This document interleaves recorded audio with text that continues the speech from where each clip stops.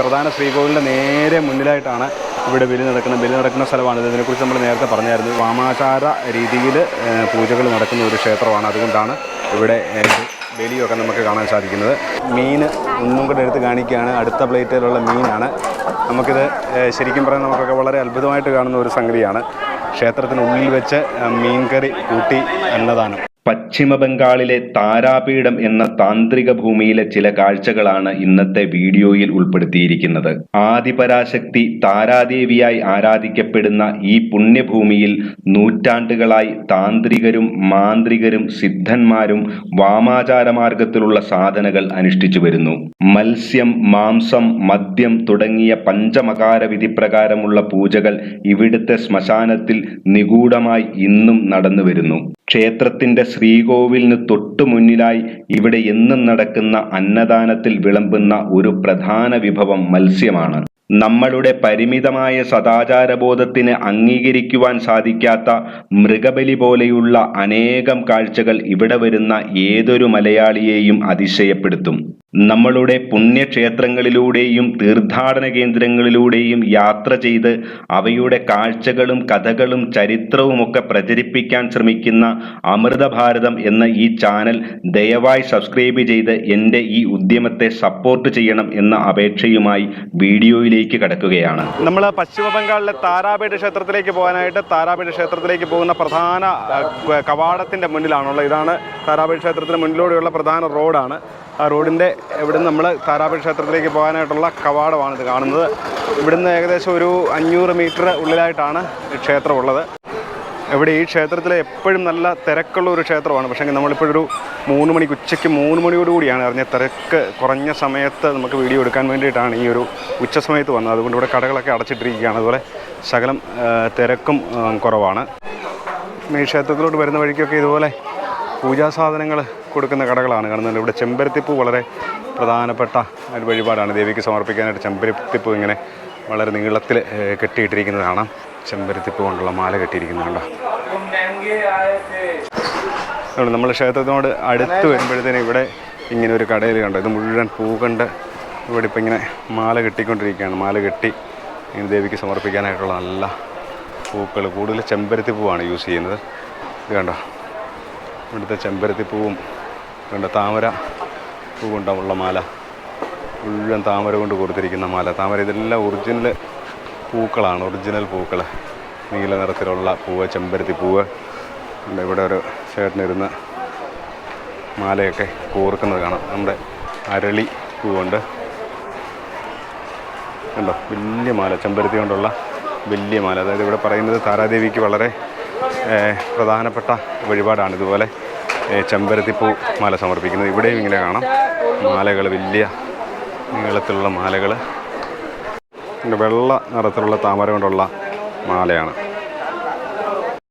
അങ്ങനെ നമ്മൾ താരാപീഠിലെ പ്രധാന ക്ഷേത്രത്തിലോട്ട് കയറുന്ന പ്രധാന കവാടത്തിൻ്റെ മുന്നിൽ വന്നിരിക്കുകയാണ്. ഇതാണ് ക്ഷേത്രത്തിൻ്റെ പ്രധാന കവാടം. ഇപ്പോൾ തീരെ തിരക്ക് കുറവാണ്.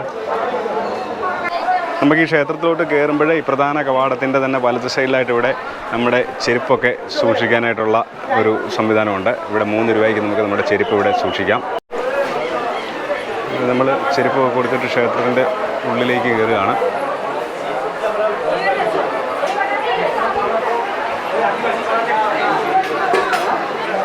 അങ്ങനെ നമ്മൾ താരാദേവി ക്ഷേത്രത്തിൻ്റെ ഉള്ളിൽ കയറിയിരിക്കുകയാണ്. നമ്മളിവിടെ വരുമ്പോൾ തന്നെ ഇവിടെ കാണുന്നൊരു അന്നദാനമാണ് കാണുന്നത്.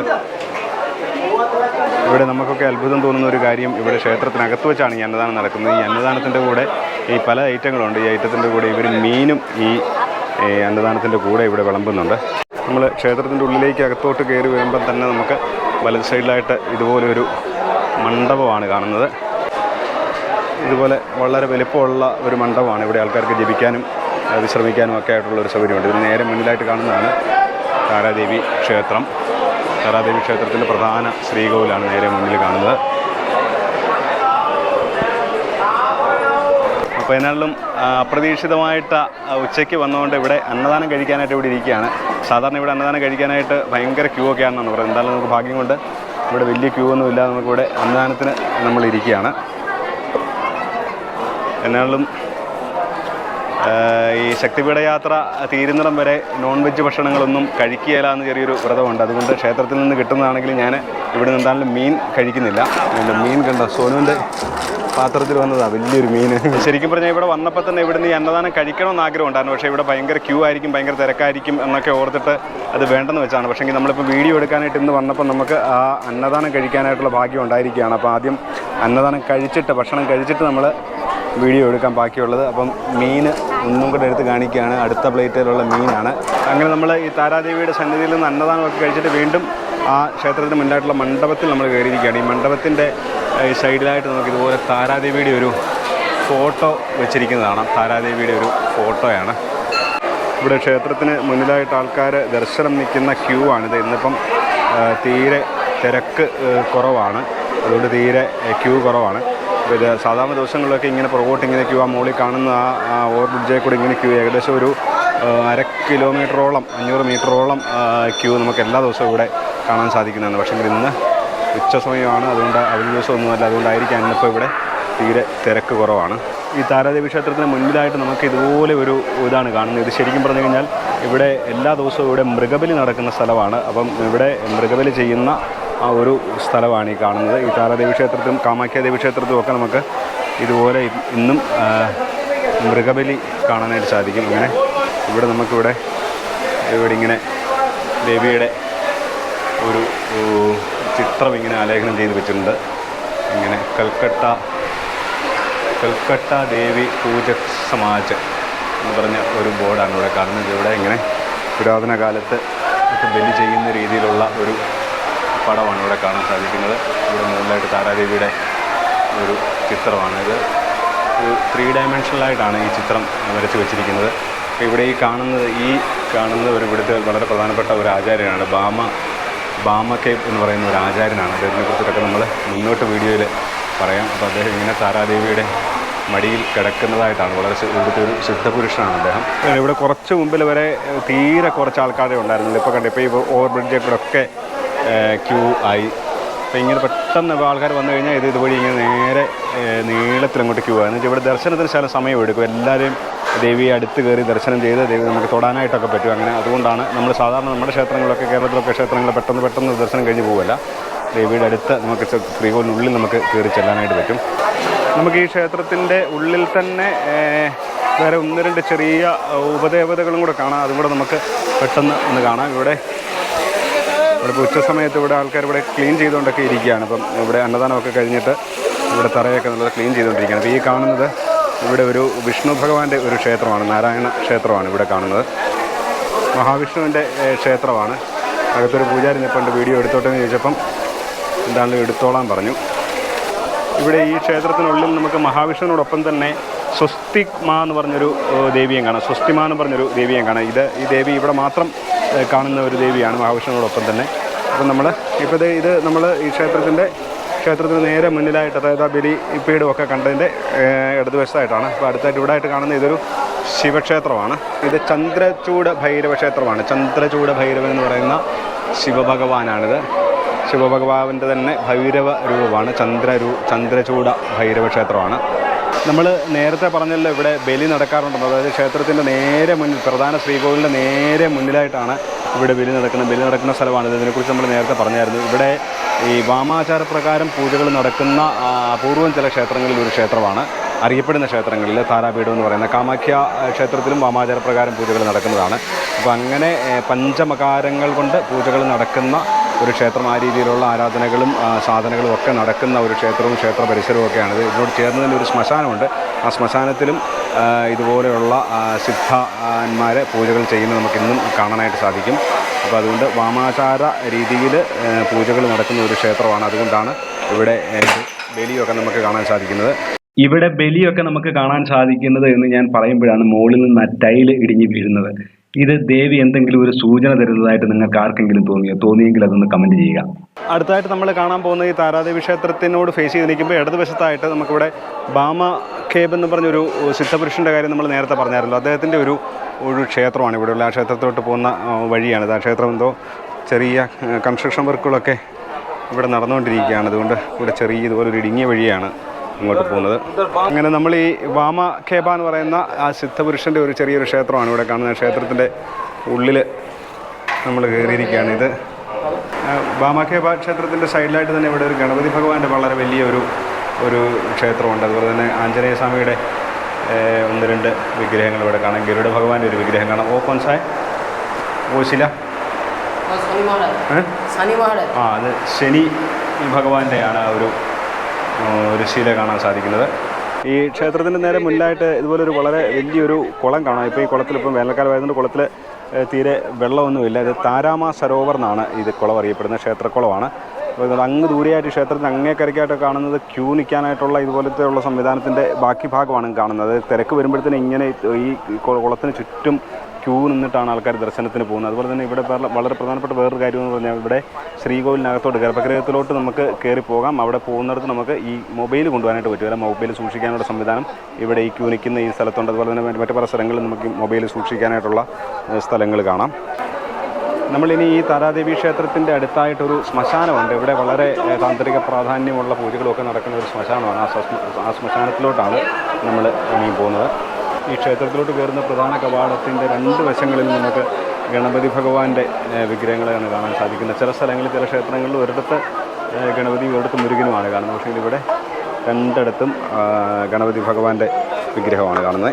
നമുക്ക് ഈ ശ്മശാനത്തിൻ്റെ ഭാഗത്തോട്ടൊക്കെ പോകണമെങ്കിലും അവിടെ നമുക്ക് ചെരുപ്പിട്ടുകൊണ്ട് നമുക്ക് കയറാനായിട്ട് പറ്റില്ല. അതുകൊണ്ട് നമ്മൾ ഇവിടെ സൂക്ഷിക്കാൻ കൊടുത്ത ചെരുപ്പ് നമ്മൾ പിന്നീട് എടുക്കുന്നുള്ളൂ. അപ്പോൾ ഇവിടുന്ന് ക്ഷേത്രത്തിൻ്റെ നേരെ ഈ മുന്നിലൂടെ കിടക്കുന്ന വഴിയാണ് മുന്നിൽ കൂടെ കിടക്കുന്ന ഈ വഴിയാണ് ശ്മശാനത്തിലോട്ട് പോകുന്നത്. നമ്മൾ ആ ക്ഷേത്രത്തിൻ്റെ മുന്നിൽ കൂടെയുള്ള വഴിയെ നടന്നു വരുമ്പോഴത്തേനും ഇങ്ങനെ വലതുവശത്തോട്ടാണ് വഴി. ശ്മശാനത്തിലോട്ട് പോകുന്ന വഴി ഇങ്ങനെ വലതുവശത്തോട്ടാണ്. അപ്പോൾ ഇങ്ങനെ അനേകം സാധുക്കളൊക്കെ ഇവിടെ ഇരിക്കുന്നത് കാണാം. അപ്പോൾ അങ്ങനെ നമ്മൾ ഇവിടുത്തെ ശ്മശാനത്തിൻ്റെ മുന്നിൽ എത്തിയിരിക്കുകയാണ്. ഇവിടെ ഇപ്പം എനിക്ക് ആധുനിക രീതിയിലുള്ള ദഹിപ്പിക്കാനായിട്ടുള്ള സംവിധാനവും ഇവിടെ കാണാം. അപ്പോൾ ഇതിനകത്ത് നമുക്ക് ചെരുപ്പിട്ടുകൊണ്ട് കയറാനായിട്ട് പറ്റുകയില്ല. അപ്പോൾ ഇതാണ് ഇവിടുത്തെ ശ്മശാനം. ഇവിടെയും വളരെ ഈ താന്ത്രിക പ്രാധാന്യമുള്ള ഒരു സ്ഥലമാണ്. ഈ ശ്മശാനത്തിൽ വെച്ചിട്ടാണ് നമ്മൾ മുമ്പ് കണ്ട വാമഖേബ എന്ന് പറയുന്ന ആ സിദ്ധപുരുഷന് ഇവിടെ താരാദേവി അദ്ദേഹത്തിൻ്റെ മുന്നിൽ പ്രത്യക്ഷപ്പെട്ടു എന്നാണ് പറയുന്നത്. അപ്പോൾ അതുപോലെ വളരെ താന്ത്രിക മാന്ത്രിക പ്രാധാന്യമുള്ള ഒരു സ്ഥലമാണിത്. ഇവിടെ നമുക്ക് താരാദേവിയുടെ ഒരു ഫോട്ടോ കാണാം. ഇത് ശരിക്കും ശ്മശാനത്തിലാണ് നമ്മളിപ്പോൾ നിൽക്കുന്നത്. ഇവിടെ കണ്ടോ ഇങ്ങനെ അനേകം കുരങ്ങന്മാർ ഇരിക്കുന്നുണ്ട്. ഈ കുരങ്ങനെ ഇവിടുന്ന് ആൾക്കാർ ഭക്ഷണമൊക്കെ കൊടുക്കുന്നതാണ്. ഇവിടെ നിന്ന് കുരങ്ങനിരുന്ന് ഭക്ഷണമൊക്കെ കഴിച്ചുകൊണ്ടിരിക്കുന്നത്. ഒരു അമ്മയും കുഞ്ഞും കൂടെ ഇരിക്കുന്നതാണ്. ശകലം പോലും പേടിയൊന്നുമില്ല ഇതിന്. ഇത് കണ്ടോ ഒരാൾ ഇരിക്കുന്നതുണ്ടോ? മനുഷ്യരൊക്കെ ഇങ്ങനെ ഇരിക്കുന്ന ആൾ തന്നെ.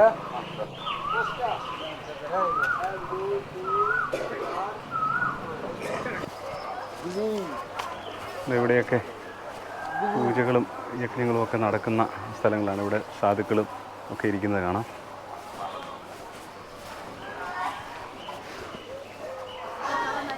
ഇവിടെ വളരെ വിശാലമായിട്ടുള്ള ഒരു സ്ഥലമാണ്. ഇവിടെ അനേകം സാധുക്കളുമൊക്കെ ഇരിക്കുന്നത് കാണാം. ഇത് നമ്മൾ മുമ്പേയും പറഞ്ഞില്ല, ഇവിടെ താന്ത്രിക വളരെ പ്രാധാന്യമുള്ള സ്ഥലമാണ്. ഇവിടെയും ഇങ്ങനെ ബലിയൊക്കെ നടക്കുന്നതാണെന്ന് തോന്നുന്നു. ഇവിടെ പല സ്ഥലങ്ങളിലും ബലി നടക്കുന്നതായിട്ട് കാണാം. ഇവിടെ ഈ ബലി പഞ്ചമകാരത്തിൽ ബലി നിർബന്ധമായിട്ടുള്ളൊരു സംഗതിയാണ്. അപ്പോൾ അങ്ങനെ ഇവിടെ പല യജ്ഞ സ്ഥലങ്ങളിലും ഇങ്ങനെ ബലി നടക്കുന്ന ലക്ഷണങ്ങൾ നമുക്ക് കാണാം.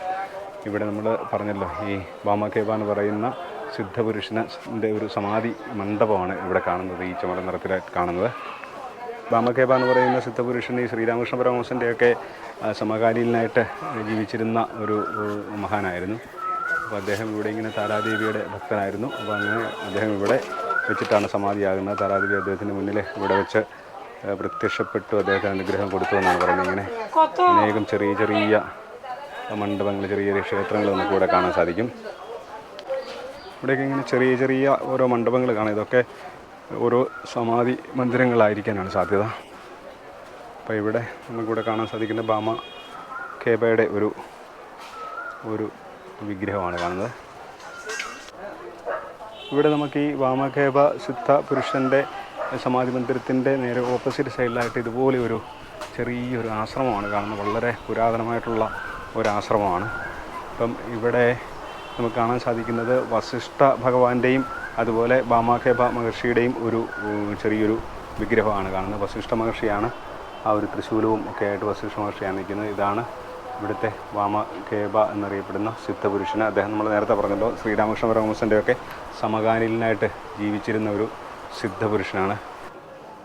ഇവിടെ ഇങ്ങനെ അനേകം ചെറിയ ചെറിയ ഇതുപോലുള്ള ചെറിയ കുടിലുകൾ, ആശ്രമങ്ങളൊക്കെ കാണാം. ഇവിടെ ഒരു സ്വാമിയുണ്ട്. സ്വാമിയോട് ഫോട്ടോ എടുത്തോട്ടെ എന്ന് ചോദിച്ചപ്പം സ്വാമി എടുത്തു.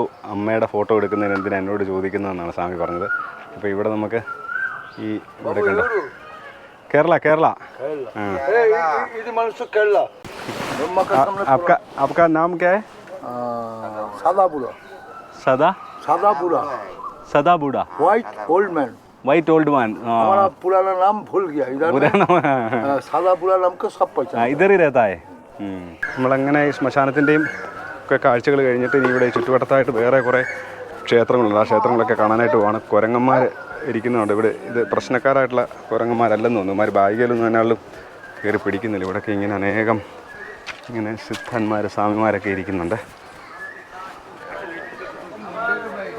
അപ്പം നമ്മൾ നേരത്തെ പറഞ്ഞായിരുന്നല്ലോ, ഈ ക്ഷേത്രത്തിൻ്റെ ചുറ്റുവട്ടത്തായിട്ട് അനേകം ചെറിയ ചെറിയ ക്ഷേത്രങ്ങളുണ്ട്. അതൊക്കെ ഇവിടെ ഇങ്ങനെ നമ്മൾ ഈ സൈറ്റ് സീയിങ്ങിന് ഇവിടെ ഇതുപോലത്തെ ഈ റിക്ഷയിൽ കിട്ടും. അങ്ങനെ ഒരു റിക്ഷയ്ക്ക് നമ്മൾ ഈ സ്ഥലങ്ങളൊക്കെ കാണാനായിട്ട് പോവുകയാണ്. നമ്മൾ ഇങ്ങോട്ട് വന്ന വഴി തന്നെയാണ് ചെമ്പരത്തി മലയൊക്കെ കിടക്കുന്ന വഴികൾ. അപ്പോൾ ഇവിടെ നമുക്ക് ഈ നമ്മൾ പറഞ്ഞ ആ സിദ്ധപുരുഷൻ്റെ ബാമഖേബിൻ്റെ ഒരു പ്രധാനപ്പെട്ട ഒരു ക്ഷേത്രമുണ്ട് ഇവിടെ. ആ ക്ഷേത്രത്തിൽ നമ്മൾ പോകുന്നുണ്ട്. നമ്മൾ ഇപ്പോഴൊരു പാലത്തേലാണുള്ളത്. ദ്വാരകാ നദി എന്ന് പറയുന്ന ഒരു നദിയാണ്. ആ നദിക്ക് കുറുകയാണ് നമ്മളിപ്പോൾ പോയിക്കൊണ്ടിരിക്കുന്നത്. നമ്മൾ ഇവിടുന്ന് ഇപ്പോൾ ആദ്യം പോകുന്നത് ആ ബാമഖേബ എന്ന് പറയുന്ന ആ സിദ്ധപുരുഷൻ്റെ ഒരു ക്ഷേത്രമുണ്ടെന്ന് പറഞ്ഞില്ലേ, അങ്ങോട്ടാണ് പോകുന്നത്. അപ്പോൾ ഇവിടെ കണ്ടോ, ഇവിടെ ഈ താരാപീഠ് എന്ന് പറയുന്ന സ്ഥലത്ത് അനേകം ഹോട്ടലുകളും ഒക്കെ ഉണ്ട്. താമസ സൗകര്യങ്ങളും ഒക്കെ വളരെ സുലഭമായിട്ടുള്ള സ്ഥലം തന്നെയാണ്. ഇത് 500 രൂപ മുതൽ നമുക്ക് നോൺ AC റൂമുകൾ നമുക്കിവിടെ കിട്ടും. നമ്മൾ കുറച്ച് ഇങ്ങോട്ട് വന്നപ്പോൾ തന്നെ വളരെ ശാന്തമായിട്ടുള്ള ഒരു സ്ഥലത്തോട്ടാണ് വന്നിരിക്കുന്നത്. രണ്ട് സൈഡിലും കൃഷിയിടങ്ങളൊക്കെ ആയിട്ട് വളരെ ശാന്തമായിട്ടുള്ള ഒരു ഗ്രാമ അന്തരീക്ഷത്തിലോട്ടാണ് വന്നിരിക്കുന്നത്.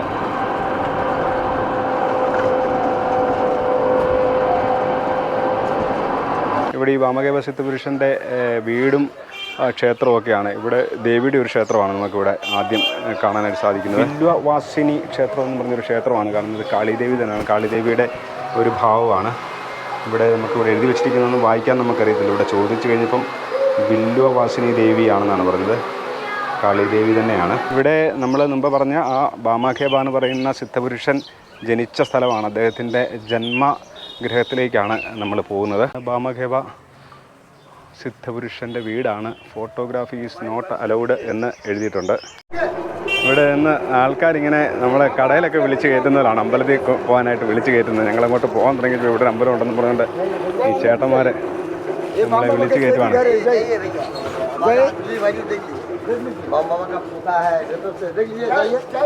ഇവിടെ ഇങ്ങനെ ഒരു ക്ഷേത്രം കാണാം. ഇവിടെ പറയുന്നത് ഈ ക്ഷേത്രത്തിലാണ്, ഇവിടെയാണ് ബാമഖേബ ഭഗവാന് ജനിച്ചത് എന്നാണ് പറയുന്നത്.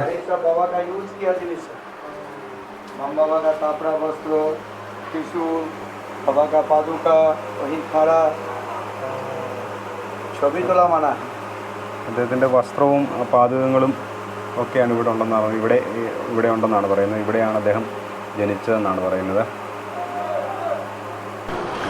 അടുത്തതായിട്ട് നമ്മളൊരു ഹനുമാൻ സ്വാമിയുടെ ഒരു ക്ഷേത്രത്തിൻ്റെ അടുത്താണ് വന്നിരിക്കുന്നത്. ഇവിടെ വളരെ വലുപ്പത്തിലുള്ള ഒരു ഹനുമാൻ സ്വാമിയുടെ വിഗ്രഹം നമുക്കിവിടെ വെളിയിൽ നിന്ന് തന്നെ കാണാം. വളരെ വലുപ്പത്തിലുള്ള ഒരു ഹനുമാൻ സ്വാമിയുടെ ഒരു ക്ഷേത്രമാണ് ഇത്. സങ്കടമോചന ഹനുമാൻ ക്ഷേത്രം എന്നാണ് അറിയപ്പെടുന്നത്. വളരെ വലുപ്പത്തിലുള്ള ഒരു ഹനുമാൻ സ്വാമിയുടെ ഒരു വിഗ്രഹമാണ് കാണുന്നത്. വളരെ വലുപ്പത്തിലുള്ളൊരു വിഗ്രഹമാണ്. നമ്മൾ ആ ഹനുമാൻ ക്ഷേത്രവും ബാമഖേബ ദേവൻ്റെ വീടും ഒക്കെ കണ്ടു കഴിഞ്ഞിട്ട് നമ്മൾ വീണ്ടും താരാദേവി ക്ഷേത്രത്തിന് മുന്നിൽ കൂടാണ് ഇപ്പോൾ പാസ് ചെയ്ത് പോകുന്നത്. ഇനിയിപ്പോൾ അടുത്ത സ്ഥലത്തോട്ടാണ് നമ്മൾ പോകുന്നത്. നമ്മൾ ശകലം താമസിച്ച് പോയി. എന്നാലും സന്ധ്യ ആയിക്കൊണ്ടിരിക്കുകയാണ്. നമുക്ക് എന്നാലും ഈ ചുറ്റുവട്ടത്തുള്ള ക്ഷേത്രങ്ങളും കൂടെ കാണാം. ലൈറ്റൊക്കെ ശകലം കുറവായിരിക്കും. നല്ല സുന്ദരമായിട്ടുള്ള കാഴ്ചകളാണ്. പാടങ്ങളാണ് രണ്ട് സൈഡിലും നമ്മൾ ക്ഷേത്രങ്ങളിലോട്ട് പോകുന്ന വഴിക്ക്.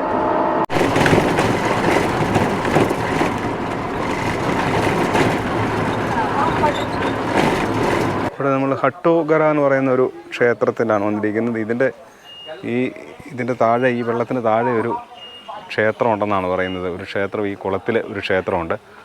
നമുക്ക് നേരെ കുളത്തിൻ്റെ നടുക്കായിട്ടൊരു തൃശ്ശൂലം നമുക്ക് കാണാം.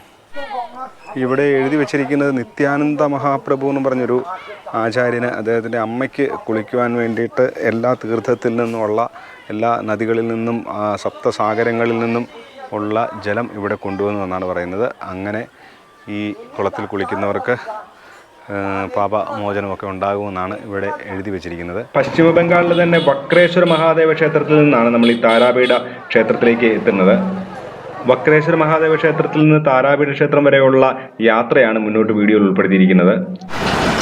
ഇവിടെ ഈ വക്രേശ്വരിൽ തന്നെ ഇങ്ങനെ ചെറിയൊരു ബസ് സ്റ്റാൻഡുണ്ട്. ബസ് സ്റ്റാൻഡ് എന്ന് പറയാൻ പറ്റിയ ഒരു ബസ് സ്റ്റോപ്പാണ്. ഇവിടെ നിന്ന് ഈ വണ്ടി ഇനി 10:45 പോകുന്നത്. ഇപ്പം 10 മണി കഴിഞ്ഞിട്ടേ ഉള്ളൂ. അപ്പം നമ്മളെന്തായാലും ഈ ബസ്സിന് കയറി ഇവിടെ ഇരിക്കുകയാണ്. അങ്ങനെ നമ്മൾ വക്രേശ്വരിൽ നിന്ന് സൂരി എന്ന് പറയുന്ന സ്ഥലത്തോട്ടുള്ള യാത്ര ആരംഭിച്ചിരിക്കുകയാണ്. നമ്മുടെ ബസ് സ്റ്റാർട്ട് ചെയ്തിരിക്കുകയാണ്. ഇപ്പോൾ ആകെപ്പാട് 3-4 പേരെ കയറിയിട്ടുള്ളൂ. നമ്മളങ്ങനെ വക്രേശ്വരിൽ നിന്ന് ഏകദേശം ഒരു മണിക്കൂർ യാത്ര കൊണ്ട് സുരി ബസ് സ്റ്റാൻഡിനോട് അടുക്കുകയാണ്. സുരി എന്ന് പറയുന്നത് ഏകദേശം സാമാന്യം നല്ല ഒരു ടൗണാണ്. അങ്ങനെ നമ്മൾ വെസ്റ്റ് ബംഗാളിലെ സുരി ബസ് സ്റ്റാൻഡിലോട്ട് എത്തിയിരിക്കുകയാണ്. നമ്മൾ ആ സൂര്യയിൽ വന്നിറങ്ങിയ ബസ് സ്റ്റാൻഡിനോട് ചേർന്ന് തന്നെ വേറെ ഒരു ബസ് സ്റ്റാൻഡുണ്ട്. ഇത് ഗവൺമെൻറ് ബസ്സൊക്കെ പോകുന്ന ബസ് സ്റ്റേഷനാണ്. അപ്പുറമായിട്ടാണ് നമ്മൾ വന്നിറങ്ങിയ ബസ് സ്റ്റാൻഡ്. ഇവിടെ ഇവിടുന്ന് ഈ ബസ്സിന് കയറി ഇവിടുന്ന് ഏകദേശം ഒരു 40 കിലോമീറ്ററോളം ദൂരമുണ്ട്. ഇവിടുന്ന് രാംപൂർ ഹാത്ത് എന്ന് പറയുന്ന സ്ഥലത്തോട്ടാണ് നമ്മൾ പോകുന്നത്.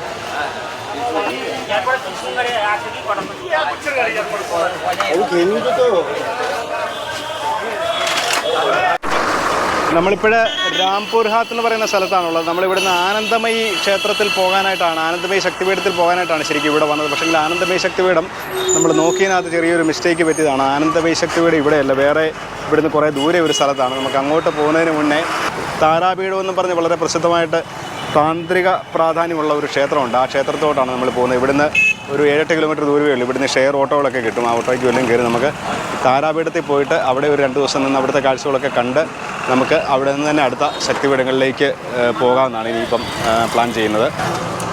അപ്പം നമുക്ക് ഈ രാംപൂർ ഹാത്ത് എന്ന് പറയുന്ന സ്ഥലത്ത് നിന്ന് ഒരു ഓട്ടോറിക്ഷ കിട്ടിയിരിക്കുകയാണ്, ഒരു ഓട്ടോ. ഇവിടുന്ന് 8 കിലോമീറ്റർ ദൂരമാണ് താരാപീഠിലേക്കുള്ളത്. അപ്പോൾ നമ്മൾ താരാപീഠിലേക്ക് ഈ ഓട്ടോറിക്ഷയ്ക്ക് പോവുകയാണ്. അപ്പം ഇതാണ് രാംപൂർ ഹാത്ത് എന്ന് പറയുന്ന സ്ഥലം. ഈ താരാപീഠത്തിൽ വരണമെങ്കിലും ഈ രാംപൂർ ഹാത്തിൽ വന്നാലേ പോകാൻ പറ്റുള്ളൂ. താരാപീഠം നമുക്ക് വെസ്റ്റ് ബംഗാളിൽ ഈ രാംപൂർ ഹാത്ത് എന്ന് പറയുന്ന സ്ഥലത്ത് വന്നിട്ടാണ് നമ്മൾ താരാപീഠത്തിലേക്കൊക്കെ പോകുന്നത്. അപ്പോൾ എന്തായാലും നമ്മൾ അപ്രതീക്ഷിതമായിട്ട് ആണ് താരാപീഠം നമ്മുടെ പ്ലാനിങ്ങിൽ, ചെറുതായിട്ടൊരു പ്ലാനിങ്ങിൽ ഉണ്ടായിരുന്നു. പക്ഷേ ഇപ്പം ഇന്നിപ്പോൾ താരാപീഠം പോകണമെന്ന് നമ്മൾ ഒരിക്കലും പ്രതീക്ഷിച്ചതല്ല. എന്തായാലും നമ്മൾ ഇന്ന് താരാപീഠിലോട്ടാണ് പോകുന്നത്. പശ്ചിമ ബംഗാളിലെ താരാപീഠ ക്ഷേത്രത്തിന്റെ കാഴ്ചകളുമായി ഇന്നത്തെ വീഡിയോ ഇവിടെ പൂർണ്ണമാവുകയാണ്. വീഡിയോ ഇഷ്ടപ്പെട്ടെങ്കിൽ ലൈക്ക് ചെയ്യുക. നിങ്ങളുടെ അഭിപ്രായങ്ങളും നിർദ്ദേശങ്ങളും ഒക്കെ കമൻ്റായിട്ട് രേഖപ്പെടുത്തുക. എല്ലാവർക്കും നമസ്കാരം.